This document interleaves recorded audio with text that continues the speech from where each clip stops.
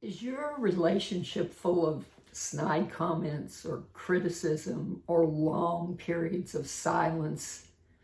And are these habits leading to disconnection?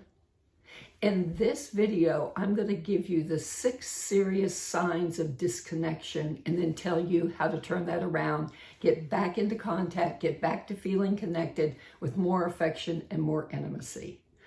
I'm Dr. Pat Love, and in my 40 years of clinical experience as a licensed marriage and family therapist and as a workshop leader in couples workshops, a lot of times couples would either describe some of these bad habits to me, exhibit these bad habits to me, or complain to me about feeling disconnected. So I want to alert you to these 6 serious signs of disconnection just to see where you are in your relationship. Number 1, unilateral decision making. In other words, if you used to consult your partner, discuss with your partner, get your partner's input on decisions, but now you're making those decisions on your own, you may be thinking much more like a single person than a committed person. Single-minded unilateral decision-making can be a huge disconnect.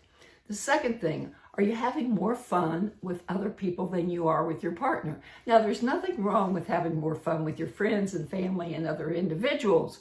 But remember, people bond around fun. And if your relationship doesn't have those fun moments, you're robbing it of life-giving energy that leads to connection. So lack of fun with your partner is a serious disconnect.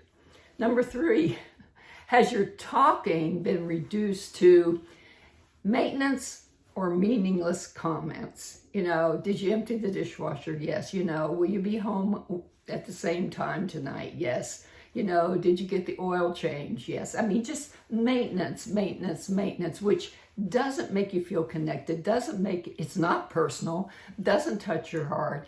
And at times it can even feel meaningless. So if you're having this meaningless contact, I can't even say it right, this meaningless contact, this meaningless communication, or it's just maintenance, that's another serious sign.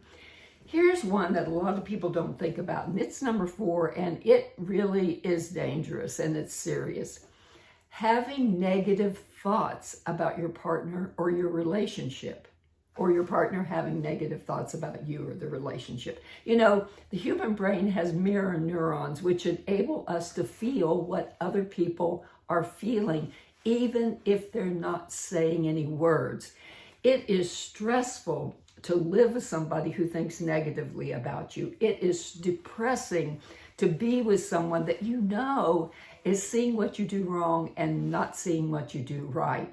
Having negative thoughts about your partner as well as your relationship is a serious sign that can lead to disconnection.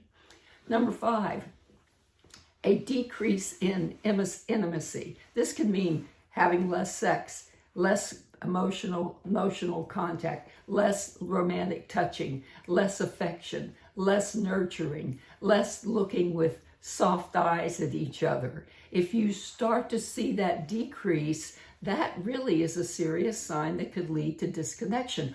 All of these behaviors, skin-on-skin contact, sex, having orgasm with your partner, that's a big rush of oxytocin. And oxytocin is that bonding chemical that builds trust, motivates us to get closer to our partner, deepens our love, and guess what else it is? It's an amnesic.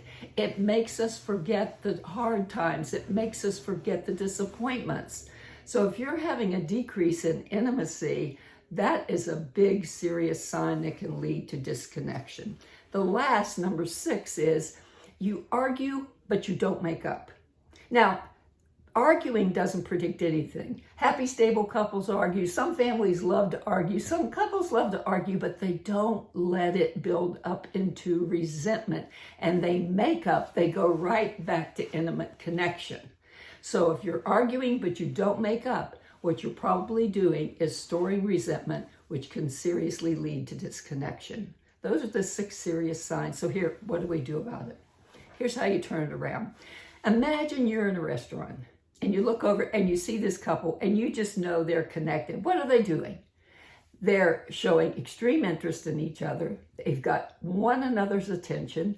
They're looking with those soft eyes. They're smiling. They're perhaps laughing. They're animated. They're leaning in toward each other. And you just know that these two people are feeling connected in that moment. You've been there. You've done that.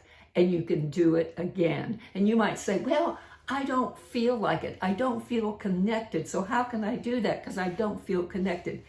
That's backwards. You know, people say, I have to feel connected before I do these kind, loving acts. No, the kind, loving acts lead to connection. Don't be afraid to be the first one to institute these kind, loving acts. And number two, don't be afraid to say, you know what? I want to be closer to you. I want to feel more connected to you. What's one small thing I can do to feel more connected to you? Tell me, let's move toward each other. You know, we all want to be wanted. We all want to feel loved. We all want to be desired. So letting your partner know that you would like to be closer is a move toward being reconnected. The other thing you can do is recall some of those fun times, those good times that you used to have, and then reinstate these habits. You know, the number one reason why most couples quit doing loving romantic activities is because they work.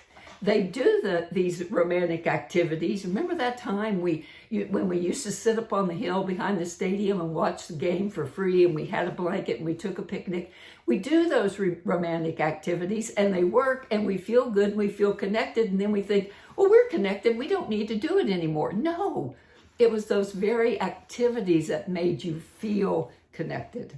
And then another thing to do that's always so easy, and you hear me say it again and again, show appreciation. Show appreciation. But here's my last one, and it's my favorite. It's called 4x4. The number 4x, 4x4. And any single day, we have 4 moments of transition. When you wake up, when you go about your job or work or your chores for the day, when you come back home after work or finish your chores for the day, and when you go to bed. Okay, those are the 4 transitions of the day. We're most amenable to change during moments of transition. So here's what I advise you to do. Whomever wakes up first, make loving contact with your partner. Skin on skin. Could just be a touch, could be a kiss, could be a hug, whatever. First person who wakes up, don't be keeping score. First person who wakes up in the morning, loving touch. First person who goes about the business of the day, before you do it, loving touch with your partner. When you both come in the home at night, you're both under the same roof, loving touch with your partner. Now think about what this would say if you have kids. You know, you walk in the door, kids rush to you, and you say, let's go find mom, let's go find dad, let's go find her, let's go find them, let's go find them, okay? Just think of how secure that makes kids feel. So that's the third transition. And the last transition is before the first person goes to bed or goes to sleep at night, make loving contact with your partner. That will turn it around and you feel connected. And again, I so thank you for listening. If you really like this practical, research-based information, check out my course, Waking Up in a New Marriage. I hope you will.